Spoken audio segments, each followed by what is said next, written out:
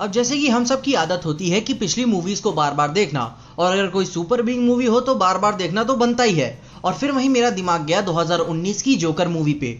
मुझे Tod Philips की ये बात बहुत ही अच्छी लगी कि उन्होंने गॉथम सिटी का डिपिक्शन इस मूवी में काफी अच्छे तरीके से किया है। ये बात बहुत ही इंटरेस्टिंग है कि हमें इस बार गॉथम सिटी के बारे में, उसके पर्सपेक्टिव के बारे में जानने को मिल रहा था। ये कोई खास या स्पेशल सिटी नहीं थी, ये रोजमर्रा के नॉर्मल लोग यहाँ अपनी जिंदगी जिया करते थे, मगर मूवी ने अपना ध्यान गॉथम पे हैवीली फोकस किया हुआ है। अब जो कि ये कोई रियल प्लेस है ही नहीं, तो पूरी तरीके से गॉथम के लोगों के बारे में समझा नहीं जा सकता, क्योंकि जगह का भी लोगों पे काफी प्रभाव पड़ता है। वहाँ के लोग कैसे हैं, वहाँ का कल्चर कैसा है, फैसिलिटीज क्या क्या है, वगैरह वगैरह। मगर हमें जितनी भी जानकारी मिली है, हम उससे अंदाजा तो ये लगा ही सकते हैं कि गॉथम सिटी की अपनी एक इज्जत है, और वो इज्जत वहाँ के अमीर ज़ादों से आती है, क्योंकि वही अपने शहर को डायरेक्टली रिप्रेजेंट करते हैं कि गॉथम शहर है कैसा। लेकिन वेल्दीनेस की बात तो अलग हो गई, मगर जहां पावर की बात आती है, गॉथम की असली पावर वहां के अंडर रिकॉग्नाइज पॉपुलेशन से आती है, और उसी अंडर रिकॉग्नाइज पॉपुलेशन से जन्मा जोकर।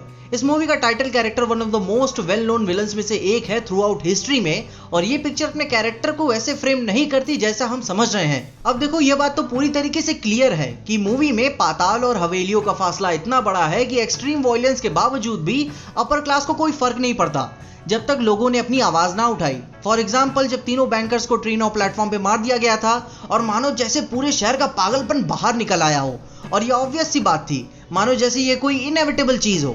अब इस बात को और अच्छे से समझने के लिए हम नोलन की द डार्क नाइट मूवी से एक सीन को देखेंगे, जहां जोकर ने ही कहा था, madness is like gravity, all it takes a little push. और हमें इस मूवी में दिखता है कि आर्थर फ्लेक के एक्शंस ही वो पुश थे जो पूरे शहर के मैडनेस को जन्म देते हैं। मगर मैं इस बात से पूरी तरीके से सहमत नहीं हूँ, क्योंकि ये पुश काफी समय पहले ही लग चुका था, इवन दो कहानी के शुरू होने से पहले ही।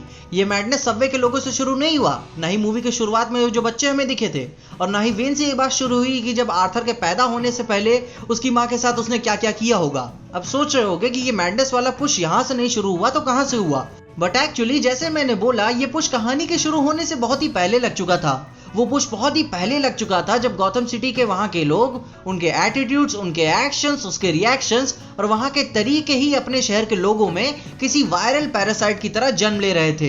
क्योंकि आपने ये बात गौर की होगी कि पूरे शहर वासियों के लोगों में एक जैसी मेंटालिटी बन चुकी थी कि हमसे ऊपर के लोग हमारे बारे में घंटा कुछ फर्क नहीं करते।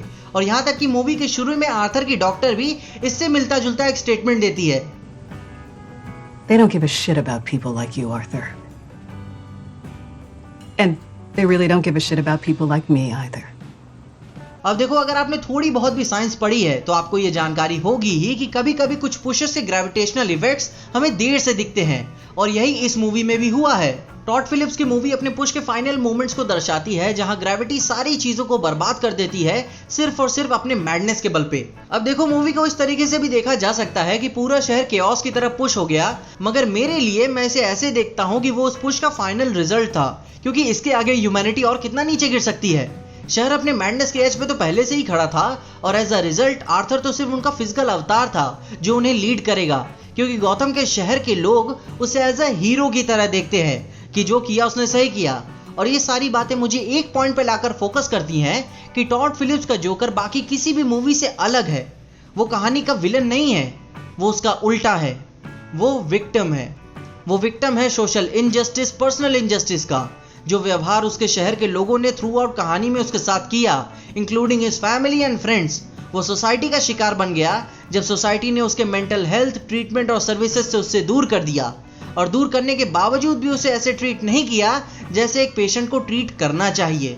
और इसी कारणवश वो थोड़ा खुश रहने की तलाश में उदासीनता के इतने करीब चला गया कि उसी में उसे खुशी मिलने लगी, और उसने अपने आप को ऐसे एडजस्ट कर लिया कि दूसरे अनएडजस्ट हो गए।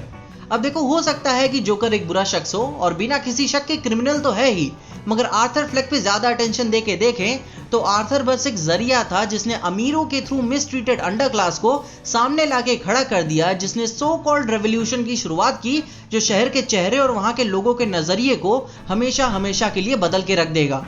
अब देखो, आगे जो भी हो, गौतम के शहर के लोगों ने जो भी चॉइसेस चुनी है उन्हें उसका हर्जाना तो भुगतना पड़ेगा, क्योंकि अगर यह चीज अमीरों के लिए बुरी है तो लोअर क्लास के लोगों के लिए भी बुरी है। अब जो उन्होंने चॉइस एक्सेप्ट कर ली, सिर्फ और सिर्फ केओस के दम पे, उन्हें उसके एक्शंस और उसके कॉन्सिक्वेंसेस के लिए तैयार रहना होगा, क्योंकि ये तो सिर्फ एक पहला इम्पैक्ट था।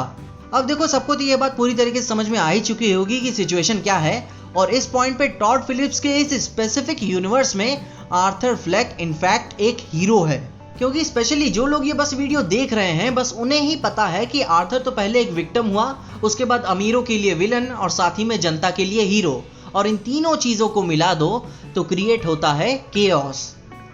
तो जो सो मैंने बोलना था बोल दिया। आपका क्या सोचना है कमेंट्स में उसके बारे में मुझे जरूर बताइए। इसके अलावा अगर आपको इस वीडियो में देखे कुछ भी अच्छा लगा, खुशी हुई या मजा आया तो लाइक मार दो इस वीडियो को। इस चैनल पे नए आ गए हो कहीं से भी तो सब्सक्राइब तो मार ही देना इस चैनल को, और अगर वीडियो ज्यादा ही अच्छी लग गई तो अपने दोस्तों शेयर कर देना। मेरे इंस्टाग्राम और ट्विटर हैंडल्स आपको नीचे ही डिस्क्रिप्शन में मिल जाएंगे। और देखते रहिए पीजे एक्सप्लेन।